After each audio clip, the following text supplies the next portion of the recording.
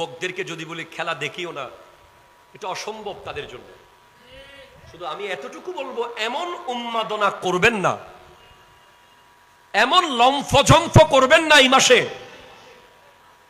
কারণ এটা হলো কারবালার মাস, এটা থামাশার মাস নয়। এর মধ্যে আবার এমন শায়েকও আছে যারা ফুটবলকে সাপোর্ট করে তরুণদের পক্ষে চলে গেছে।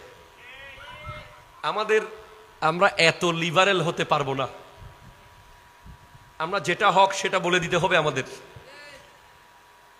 আপনাকে আমরা 15 বছর ওয়াজ করে, আমাদের উস্তাদরা 30 বছর ওয়াজ করে, আমাদের দাদা উস্তাদরা 60 বছর ওয়াজ করে আপনাকে ফজরের আজানের সময় তুলতে পারে নাই, কিন্তু আপনাকে নেইমার তুলে ফেলেছে।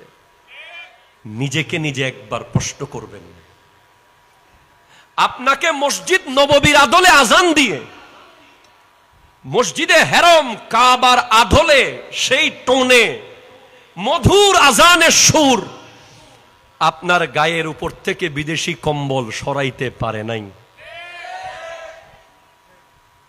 আপনাকে প্রায় 80 বারের উপরে আকিমুস সালাত বলে বলে আল্লাহ আপনাকে ঘুম থেকে তুলতে পারে নাই। আর একজন ইহুদির ছেলে, একজন খ্রিস্টানের ছেলে আপনার ভিতরে এমন ভাবে ভর করেছে, তার পায়ের লাথি দেখার জন্য আপনি পুরো রাত তো ঘুমান নাই, বরং রাতের 3টা বাজে উঠে বসে আছেন। আপনি কি নিজেকে কোনোদিন প্রশ্ন করেছেন? জমি বিক্রি করে 3 মাইল পতাকা, আপনি মসজিদে 10 টাকা দেন না, আপনি 3 কিলোমিটার পতাকা বানান। আপনার জন্য ওরসের বিরিয়ানি বেদাত, কিন্তু ফুটবলের বিরিয়ানি জায়েজ। ঠিক কিনা কথা জোরে বলেন। আপনার খতিব যদি মসজিদে 10 মিনিট বেশি ওয়াজ করে, আপনি ঘড়ির কাঁটাকে মনে হয় এখন ভেঙে ফেলবেন, এমন চোখ লাল করে তাকান, অথচ আপনি 90 মিনিট খেলা দেখার পর আরো 30 মিনিট, আরো 15 মিনিট প্রস্রাব পায়খানা বন্ধ করে যখন দাঁড়িয়ে থাকেন, তখন বিবেককে প্রশ্ন করতে হয়, আপনি কি মুসলমান নাকি ইহুদি? যুবকদেরকে যদি বলি খেলা দেখিও না, এটা অসম্ভব তাদের জন্য। শুধু আমি এতটুকু বলবো, এমন উন্মাদনা করবেন না, এমন লম্ফঝম্ফ করবেন না এই মাসে, কারণ এটা হলো কারবালার মাস, এটা থামাশার মাস নয়। হ্যাঁ, আবার আমরা এত বেশি ব্যতীত হব না যে ছুরি নিয়ে গায়ের উপরে মেরে মেরে হাই হুসাইন করব, এটাও আমরা করব না।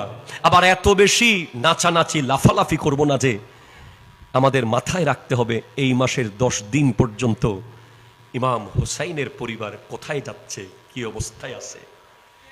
আমাদের ব্রেইনে রাখতে হবে যে এই মাসের 10 দিনের ভিতরে আলী আসগর রাদিয়াল্লাহু তাআলা আনহুর গলা দিয়ে তীর প্রবেশ করেছে।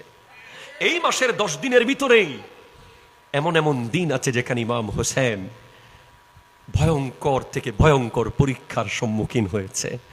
এই মাসে ইমামে হোসেন রাদিয়াল্লাহু তাআলার গলা 2 টুকরো হয়েছে। এই মাসেই নবী পরিবারের জান্নাতের হুরের মতো সুন্দরী নারীরা, যাদেরকে চন্দ্র সূর্য কোনোদিন দেখে নাই, ওদের হাতে শিকল পরিয়ে দামেস্কের রাস্তায় রাস্তায় তাদেরকে হাঁটানো হয়েছে।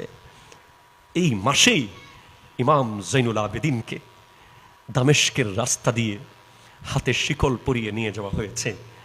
এই মাসেই ইমাম হোসেন রাদিয়াল্লাহু তাআলা সন্তান আলী আকবরকে 70 টুকরা করা হয়েছে। এই মাসেই ওনার বাতিজা কাসেম ইবনে হাসানকে টুকরো টুকরো করে ফেলা হয়েছে।